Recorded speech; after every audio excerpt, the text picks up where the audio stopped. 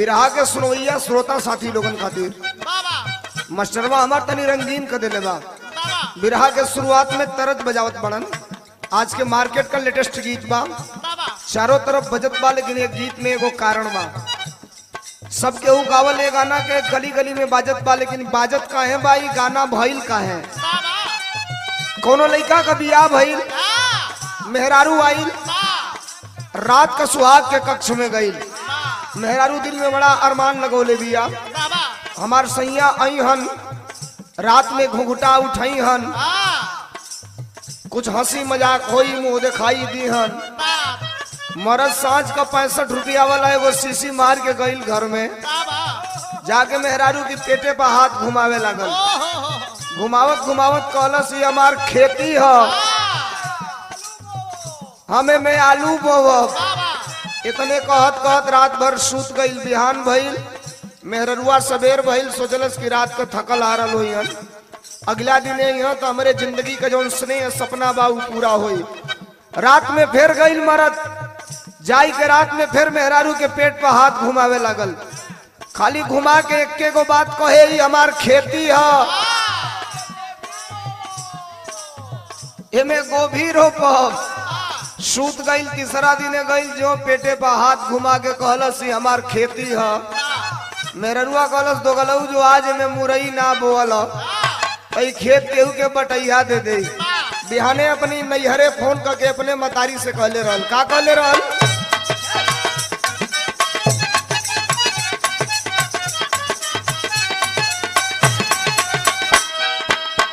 ओढ़ी के अचारा, अरे ओढ़ी के अचारा जवानी करे कचड़ा काचा, ओढ़ी के जवानी करे कचड़ा काचा।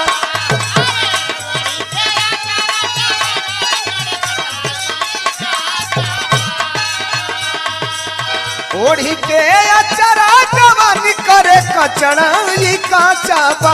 ए माई हाली से, ए माई हाली से नैहर बोलल मरद हमर बाचा बा। माई हाली से नैहर बोलल मरद हमर बाचा बा। ए माई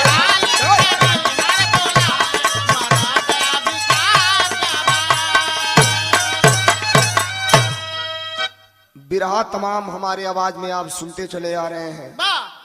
एक नई बिरहा, बिल्कुल नई, और एक नई उमंग नई जोश के साथ पूर्वांचल की धरती का एक क्रांतिकारी उद्घोष धर्मेंद्र सोलंकी की आवाज में समा कैसेट कंपनी बड़े भाई राजन जी के सौजन्य से रिकॉर्डिस्ट भाई हाकिम जी हमारे साथ संगत करने वाले हमारे सहयोगी कलाकार, ढोलक पे किशोर मास्टर, हारमोनियम पे टुन्नू मास्टर, कोरस पे हमारा सहयोग दे रहे हैं श्री रामचंद्र जी, श्री पंचम बेदर्दी जी और सभी श्री रविंद्र कुमार निषाद जी। ये अपने साथियों के साथ आपके बीच में एक हिंदुस्तान की, यहले वतन की एक ऐसी दास्तान, मर्द मर्द होला अगर सोरा या ना रही तो देश में इतिहास बनाई।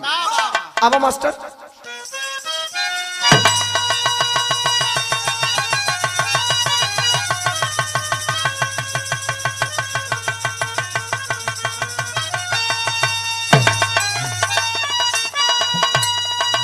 चार लाइन भूमिका पर गौर करेंगे। कवि ने साफ साफ एक लाइन लिखा है, क्या?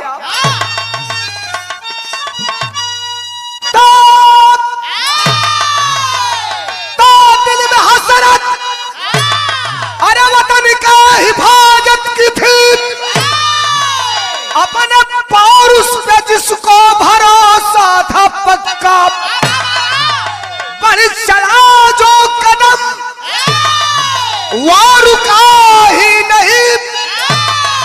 अरे वक्त का नाम रुके साथियों कभी चक्का।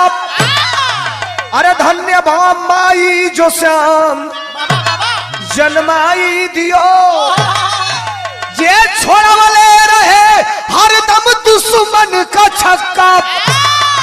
अरे हो गया वो अमर हिंद का वो बबर, अरे उस शहादत पे पूर्वांचल था हक्का बक्का।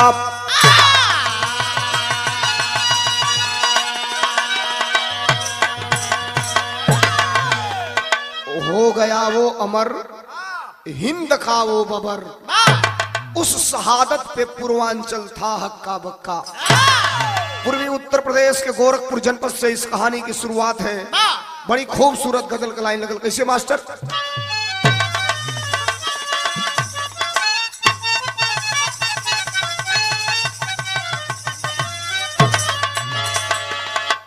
कलाकार छोटा हो या बड़ा हो, दिल में सम्मान होना चाहिए अपने बड़ों के प्रति।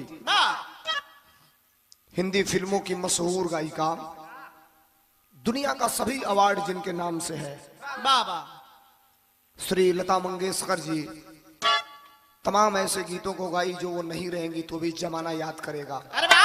उसी गीतों में एक गीत है कैसे?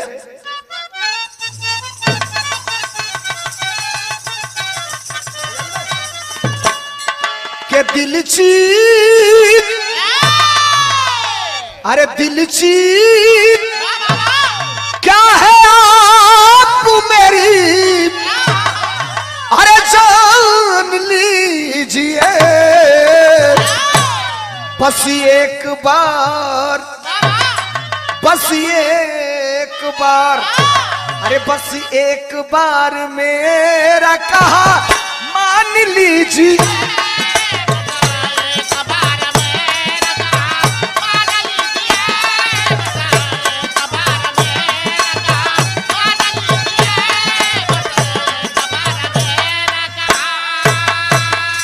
लेकिन ए साहब बिरहा में देश के ऊपर मरे वाला शहीदन खातिर और देश के ऊपर जान देवे वाला वीरन खातिर एगो लाइन लिखल गई। का लिखल गई?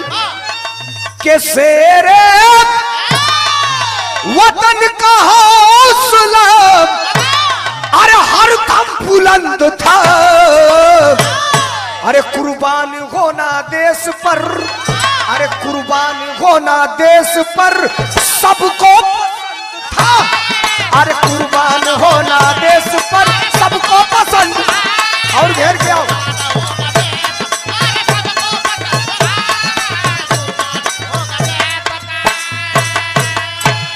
साफ साफ बात आपके सामने आई। कहानी कब कबा, कौना जगह कबा, कौना जिला कबा, शुरुआत बिरहा की कर रहा हूं। जरा गौर करिएगा, मिजाज में भी रस का बिरहा सुनल जाई।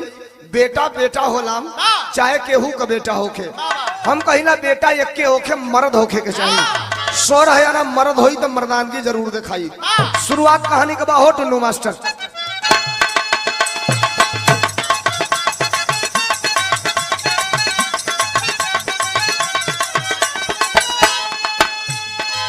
जिला गोरखपुर, जिला गोरखपुर गोरखनाथ की जो धरती है, जिला गोरखपुर गोरखनाथ की जो धरती है, माई तरकुलही की जयकारा गूंजा करती है।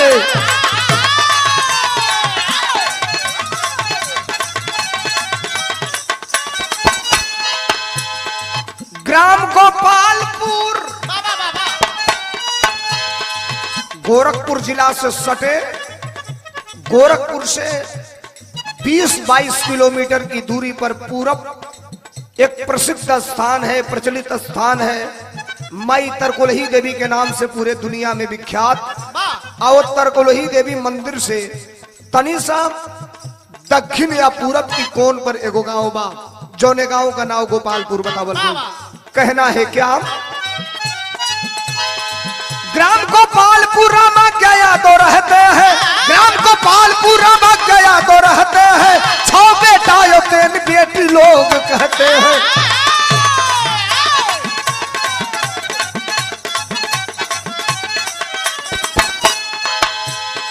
खाटिया ही रानी, खाटिया ही रानी स्वाभिमानी जो घराना है, खाटिया ही रानी स्वाभिमानी जो घराना है, तीसरा बेटा श्याम नारायण ने ये ठाना है।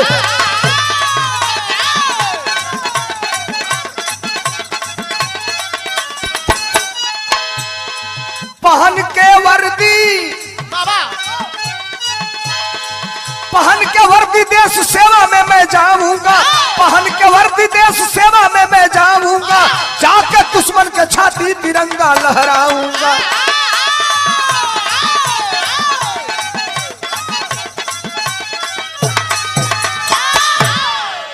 गोपाल यादव के 6 बेटे, 3 बिटिया।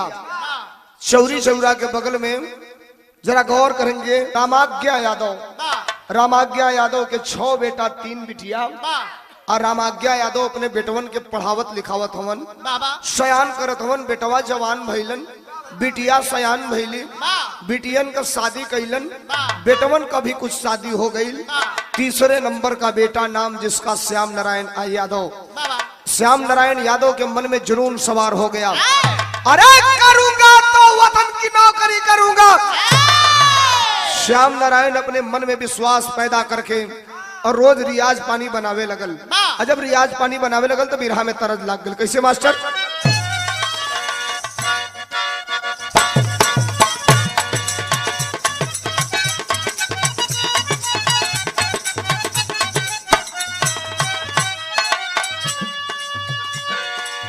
पहले का मेहरारू सील लोढ़ा पर मसाला पीसो, एड़ी का पसीना कपारे पर चढ़ी आवे।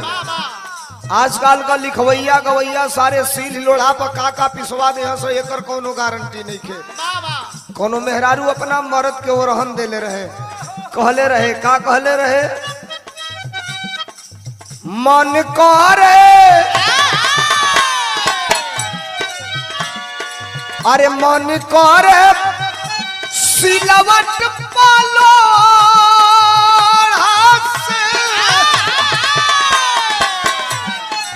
मन करे सिलवट पालोड़ा से कुछ दी जवानी रजाऊ।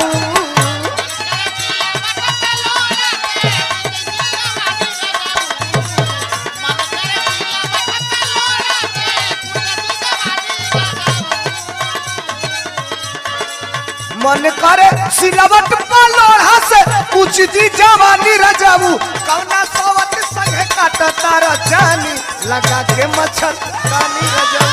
कौना सोवत संग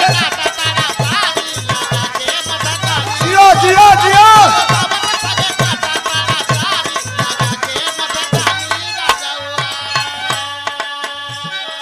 तीसरे नंबर का बेटा रामाज्ञा यादव का नाम श्याम नारायण। और श्याम नारायण अपने मन में विश्वास लेके चलल बा, पढ़ाई लिखाई शुरू हो गई। आप पढ़त लिखत में अंजाम निकलल का बाबू? अरे करत पढ़ाई लिखाई में,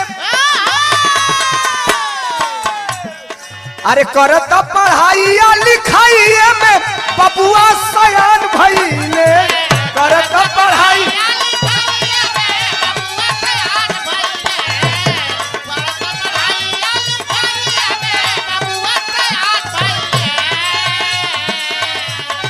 अरे करत पढ़ाई लिखाई में बबुआ सयान भइले। नाम यही रे का बेटा श्याम नारायण खाटी पहलवान भइले। नाम यही रे का बेटा श्याम नारायण उ खाटी पहलवान भइले। बेटा यही रे का नाम श्याम नारायण। श्याम नारायण तीसरे नंबर का बेटा है अपने बाप का। रोज रियाज पानी प्रैक्टिस करके तैयारी कर रहा है, लेकिन तैयारी करत करत श्याम नारायण के कुश्ती का शौक जगल। आज जब कुश्ती का शौक जगल हो बाबू, तो श्याम नारायण का पहचान का बनल?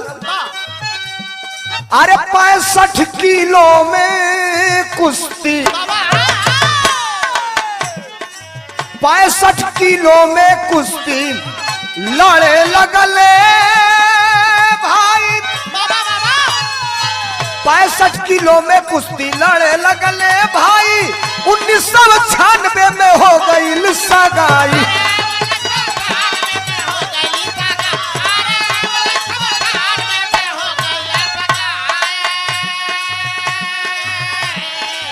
बीए में जाते जाते भारती, अरे बीए में जाते जाते भर्ती देखो जवान भइले। बीए में जाते जाते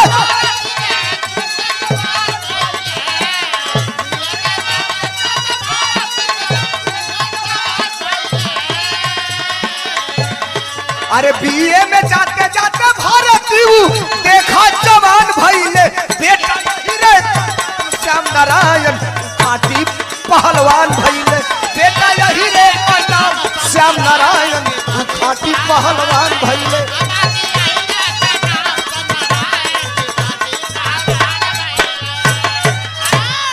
साहब हाई स्कूल की परीक्षा फर्स्ट डिवीजन, इंटरमीडिएट की परीक्षा first division, bachelor of art की डिग्री, बीए फर्स्ट ईयर में प्रवेश करते हैं श्याम नारायण यादव। और जब बीए फर्स्ट ईयर में प्रवेश करते हैं वही समय श्याम नारायण सवेर का टाइम बा, पेपर पढ़ रहे हैं। आप पेपर में एगो भर्ती निकलल बा, भर्तिया कौन निकलल है? बिरहा में तरद लग गल। कैसे मास्टर?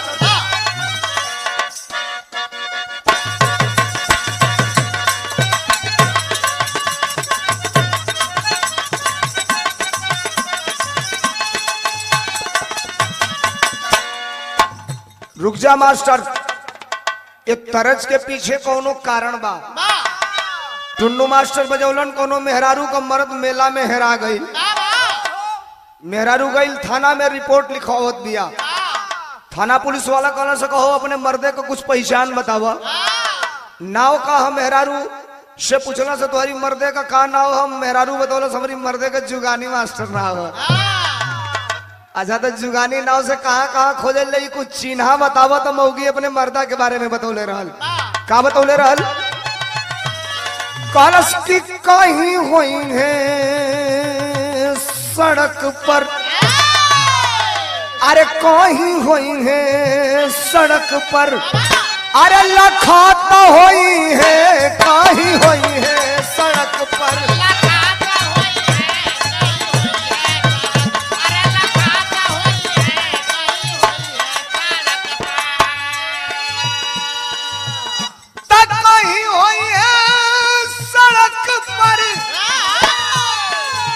अरे लखत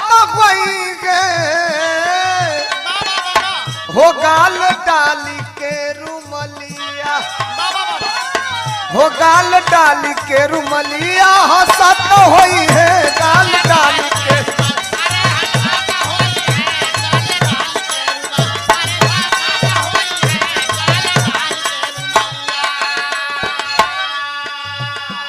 भर्ती निकली थी और भर्ती को पेपर में पढ़ता है, मन में विश्वास कर लिया कि अगर वतन की वर्दी पहननी है तो प्रयास तो करना ही पड़ेगा।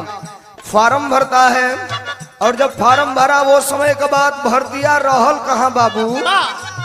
तो गोरखपुर कूड़ा घाट में, वो गोरखपुर कूड़ा घाट में जुटान भइल बा, गोरखपुर कूड़ा घाट में।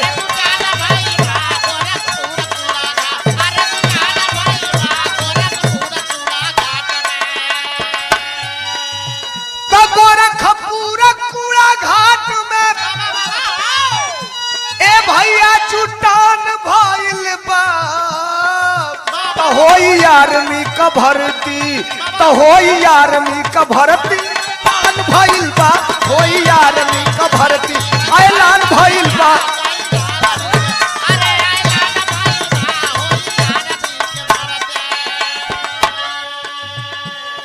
15 मार्च 2004 वाला दिन याद करेंगे बात पर, कहानी कब से जा रही है कि 15 मार्च 2004 वाला दिन आया है श्याम नारायण। नापी जोखी होती है कूड़ा घाट में, आर्मी की खुली भर्ती है।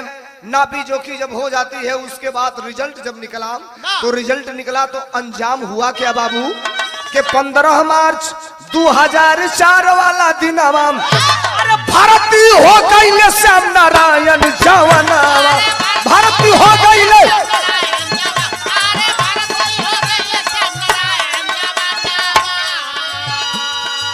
तो घर में खुशियां का मंगल, अरे घर में खुशियां का मंगल अब कान भइल बा, गोरखपुर कूड़ा घाट में जुटान भइल बा, गोरखपुर कूड़ा घाट।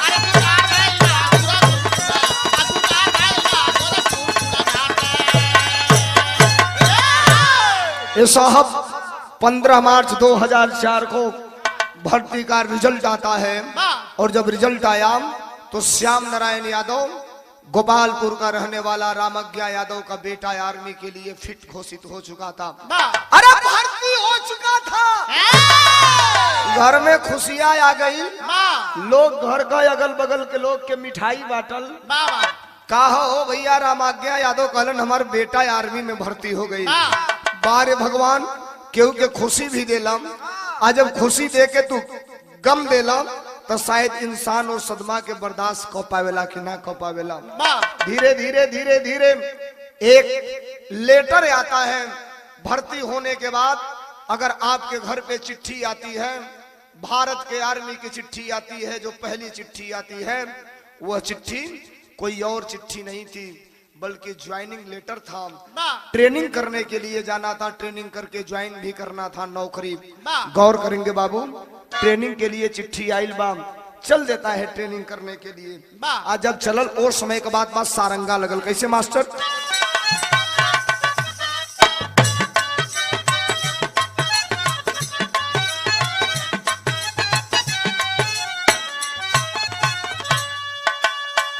भगवान यार खुशी देले अमन।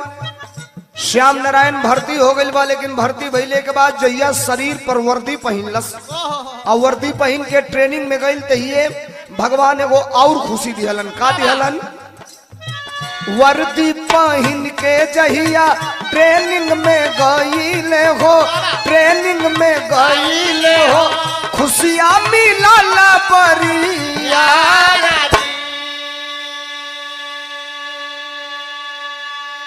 ये साहब वर्दी पहन के जिस दिन ट्रेनिंग में श्याम नारायण जाता है उस दिन एक बहुत बड़ी खुशखबरी मिलती है। और खुशखबरी क्या थी कि वर्दी पहन के जहिया ट्रेनिंग में गईले, यार ट्रेनिंग में गईले हो, खुशियां मिलला परिया।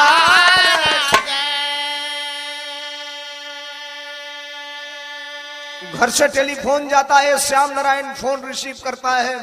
घर का हालचाल कैसन बात है घरवा का लोग बतावल। का बतावल के घरवा में भइल बाटे लक्ष्मी का यवानावा, लक्ष्मी का यवानावा हो, निधि राखाई जे कर नाम।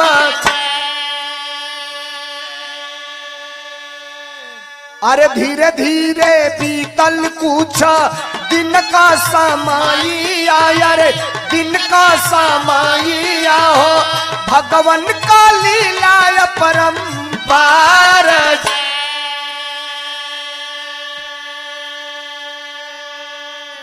साहब ट्रेनिंग के दिन जिस दिन जाता है घर से सूचना मिलती है कि भगवान घर पे लक्ष्मी का आगमन किए हैं। आखिरकार बिटिया पैदा भइल बिया। श्याम नारायण के मन में बड़ा खुशी बा। श्याम नारायण अपने आत्मा में बड़ा खुशी मनावत बारन। धीरे धीरे धीरे धीरे समय बीतल। आज जब समय बीतल तो श्याम नारायण के 3 गो बेटी पैदा भइली। यानी गौर करेंगे, पहली बेटी का नाम श्याम नारायण निधि रखा, दूसरी बेटी का नाम श्याम नारायण खुशबू रखा और तीसरी बेटी का नाम श्याम नारायण नीतू रखा। गौर करेंगे, समय बीते लागल। आज जब समय बीते लागल तो एक समय ऐसा समय आइल। कौन समय आइल बाबू?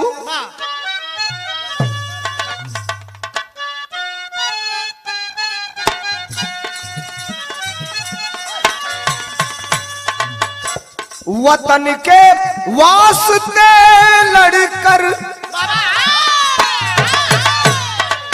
अरे वतन के वास्ते लड़कर जवानी काम आती है, वतन के वास्ते लड़कर।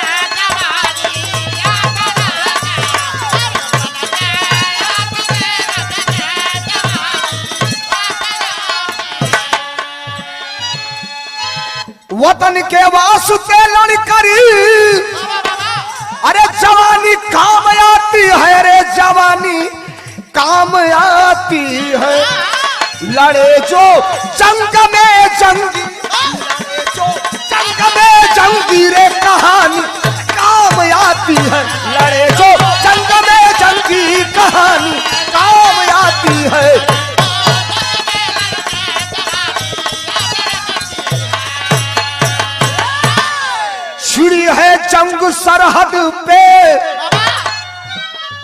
छिड़ी है जंग सरहद पे, अब लड़ना तो पड़ेगा ही। छिड़ी है जंग सरहद पे, अब लड़ना तो पड़ेगा ही। केसरिया बांध कर सर पे, केसरिया बांध कर सर पे जवानी काम आती है। केसरिया बांध कर सर पे जवानी काम आती है।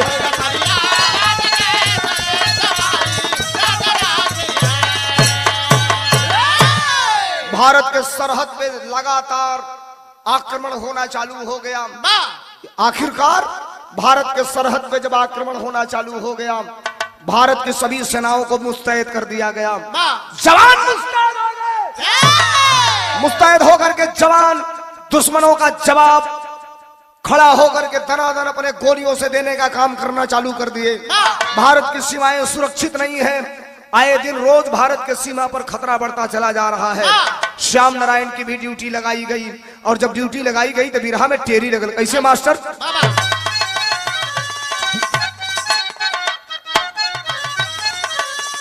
अरे सरहद पर झंडा लहरी हिंद के, अरे सरहद पर झंडा लहरी हिंद के, अरे देश का शान हवे केसरिया वाला झंडा।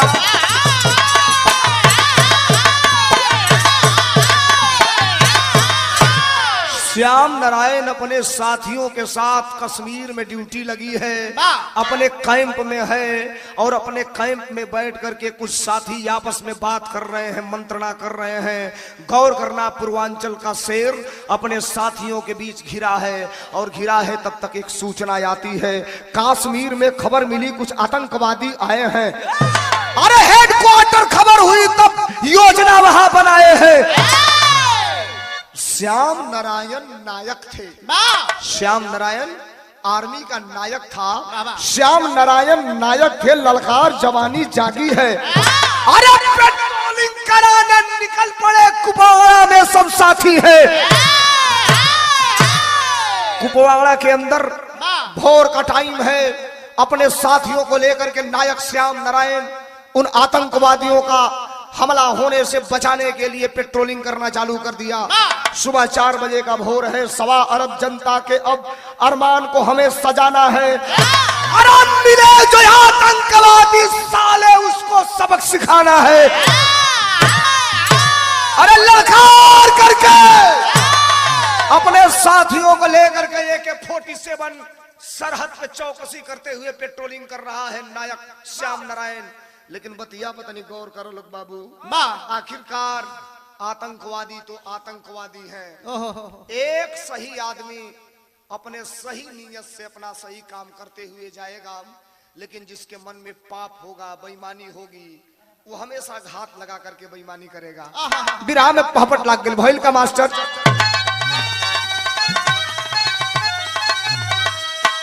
अरे झाड़ के अंदर, अरे झाड़ के अंदर छिपे है आतंकवादी भैया भोरवे में। अरे झाड़ के अंदर छिपे है आतंकवादी भैया भोरवे में। श्याम नारायण आगे पीछे साथी भैया भोरवे में।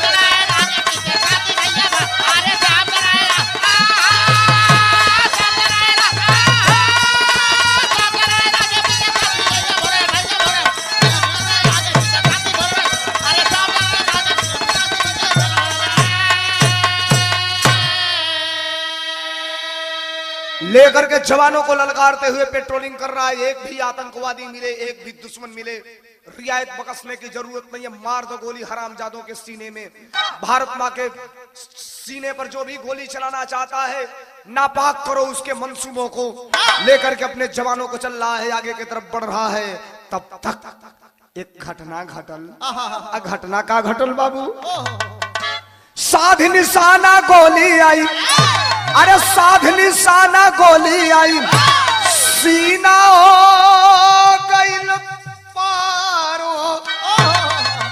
एक गोली ठीक श्याम नारायण को निशाना बनाते हुए आती है।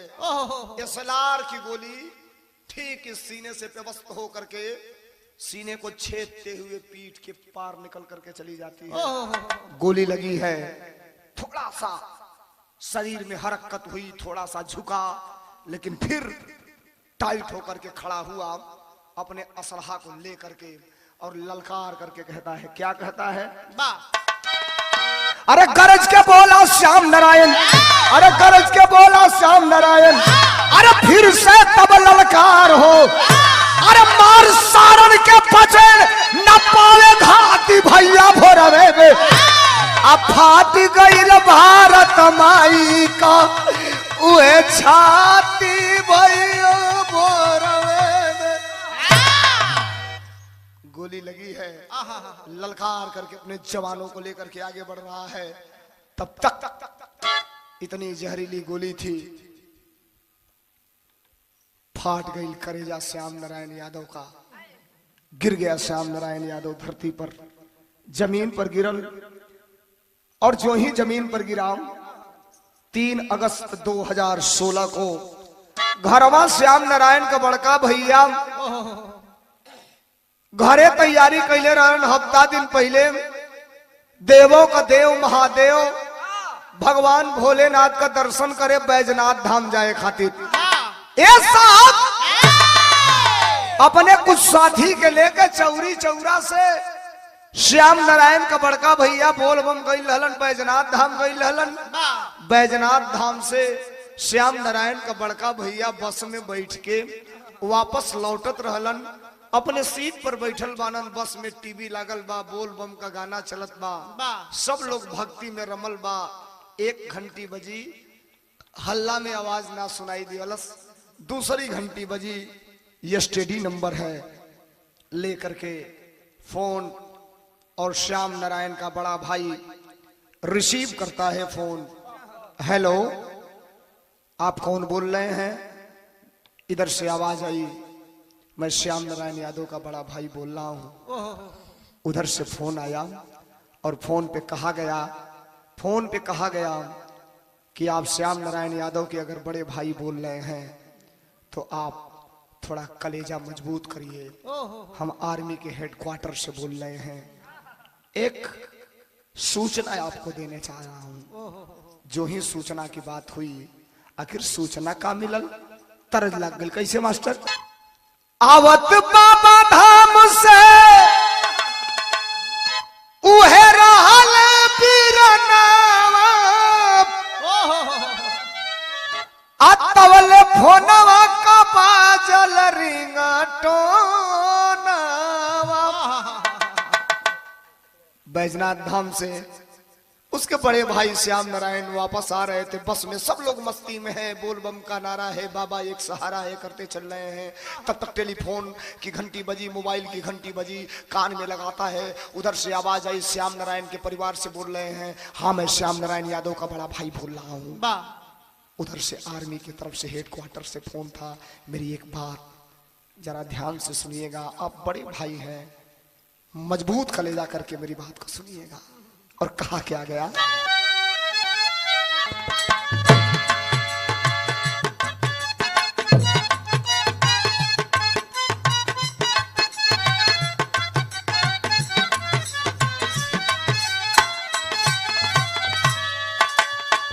आवत बाबा धाम से रहल बीरनवा, अरे फोनवा का बाजल रिंगटोनवा। अरे भैया तुहारो शहीद हो गईले, आर्मी का रहल जवानवा। अरे भैया तुहारो शहीद हो गईले, आर्मी का रहल जवानवा।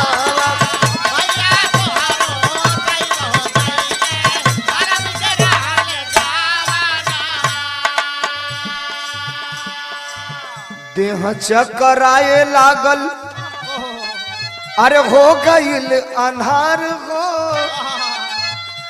जो ही फोन पर खबर मिली, श्याम नारायण यादव कश्मीर के अंदर कुपवाड़ा में पेट्रोलिंग करते समय आतंकवादियों की गोली लगी, और गोली लगने के बाद शहीद हो गया। आपका भाई है, हम उसे सशक्त नमन करते हैं, सैल्यूट करते हैं।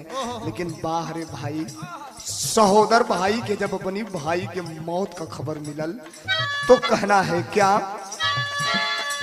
देह चकराए लागल हो गईल अन्हार हो रहे समैया शाम 6 बजे के पार हो रहे समैया शाम 6 बजे के पार हो।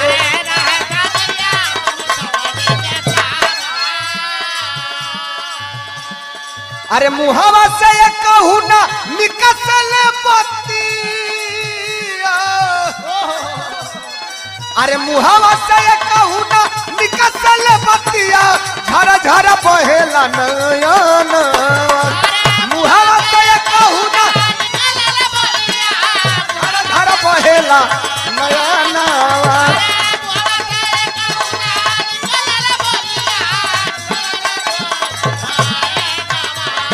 अरे मुहावा से ये कहू ना निकसल बत्तिया झरा झरा बहेला नयनवा।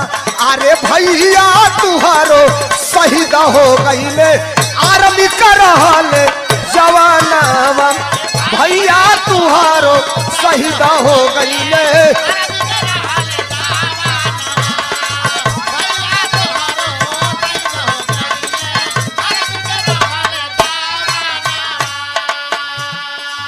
अरे बाप रे बाप फाट गई छाती बसवे में हो। अब तो श्याम नारायण के बड़का भैया के समझे में नहीं के आवत बसवा रोकवाई आगे बढ़ी कि पीछे जाई करी तो का करी।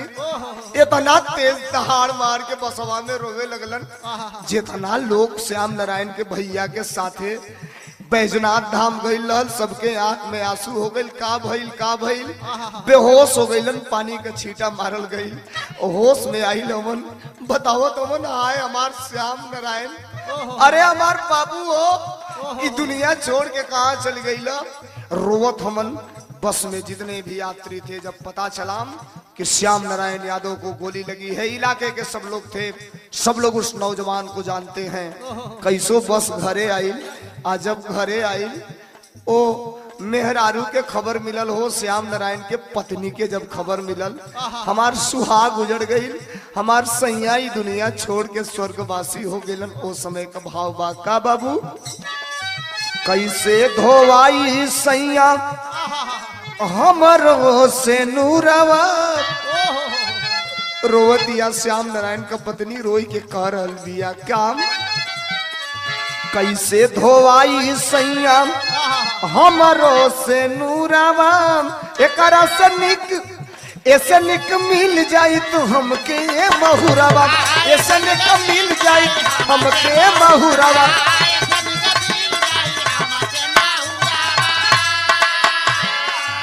कैसे जियब हम बन के भागन अरे तुहरे बिना हो सजन। रोवतिया श्याम नारायण का पत्नी आ रोई के कह दिया काम अरे तीन तीन बिटिया सयान जब होई है के करी उनका कन्यादानवा। अरे तीन तीन बिटिया सयान जब होई है के करी उनका कन्यादानवा।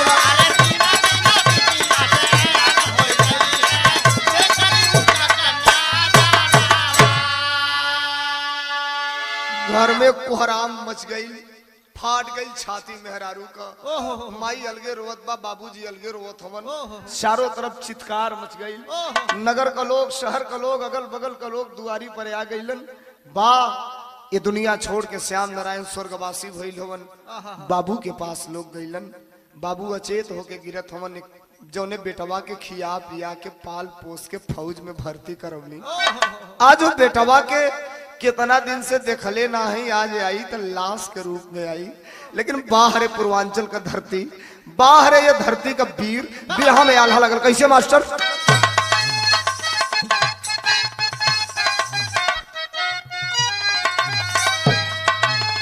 सवा का सान अरे सवा का सान ये पूर्वांचल का धरतिया भैया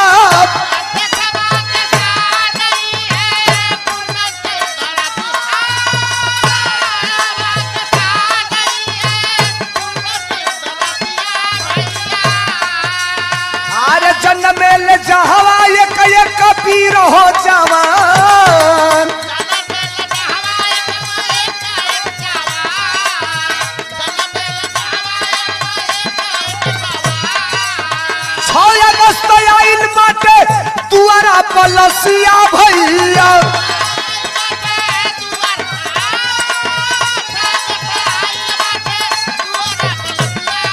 अरे हजारों का भीड़ पहुंचल गंगा दरमियान।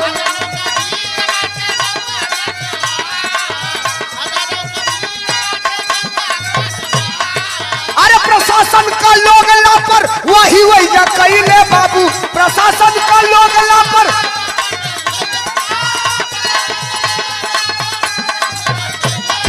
अरे अंतिम संस्कार में ना रहले श्रीमान।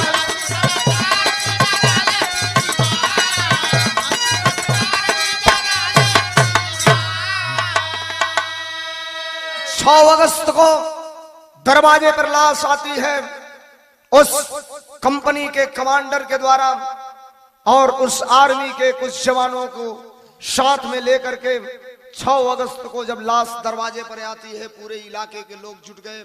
सवाल इस बात का नहीं था कि पूर्वांचल की धरती का चौरी चौरा तहसील का एक जवान शहीद हो गया। जब जवान वर्दी पहनता है उसी दिन अपनी शरीर, अपना जीवन मातृभूमि के नाम रजिस्ट्री और बैनामा कर देता है बाबा। और ये कहता है इस शरीर में जब जब जान रहेगा, खून का एक एक कतरा भारत मां के लिए कुर्बान होगा। लाश आई, आर्मी के लोग लाश लेकर के आए, श्मशान घाट पर गए। सवाल इस बिरहा में प्रश्नवाचक चिन्ह यही खड़ा हो गया। हम ये नहीं कहते कि कोई सरकार बुरी है, सरकार चाहे जिसकी भी रही हो, प्रशासन के लोगों की जिम्मेदारी बनती है।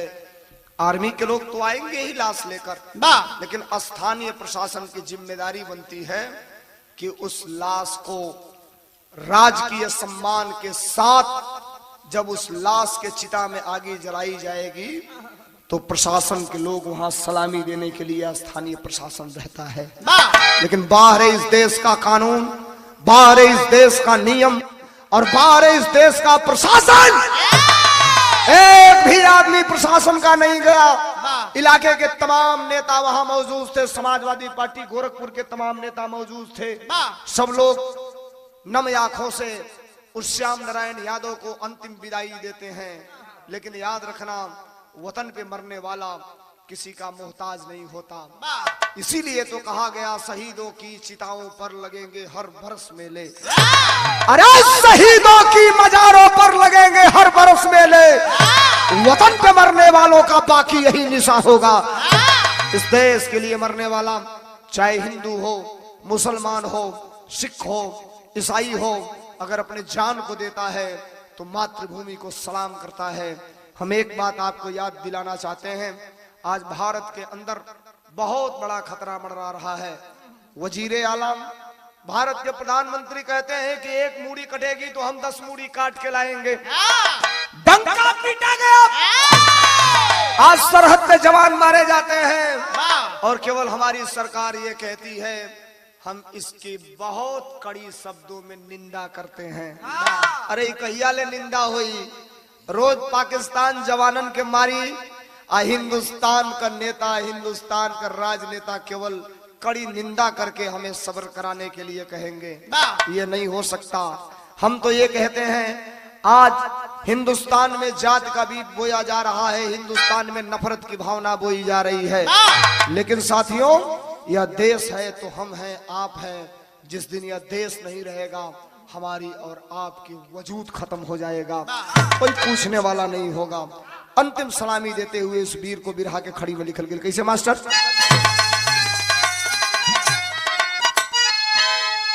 अरे गर्व बाबा सुन के तुहारा, अरे गर्व बाबा सुन के तुहारा, अरे वीरताई बेटा तलेगो माई खातिर छोड़ला अपन माई बेटा।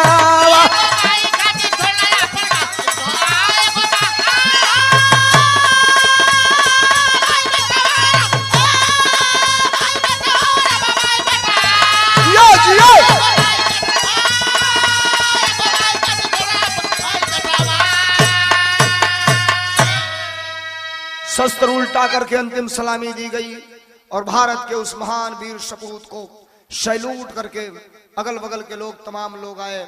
आज उसी जवान के नाम पर उसी चौरी चौरा के अंदर गुबड़ौर एक चौराहा है, तमाम लोगों ने की सहमति से जगह भी मिल गया, मूर्ति भी स्थानीय लोगों के सहयोग से बन के आई है और वो मूर्ति भी लगेगी। लेकिन हम सलाम करते हैं उस अमर शहीद श्याम नारायण को, शहीद को बहुत बहुत सलाम करते हैं, श्रद्धा सुमन अर्पित करते हैं। अंतिम लाइन में कहना है क्या, गुरु बिहारी गुरुगणेश गुरु रामलाल गुड़कारी स्वर्ग चंद्रिका कबीर बच्चन जी बने पुजारी, सरहद पे झंडा लहरी देश के, अरे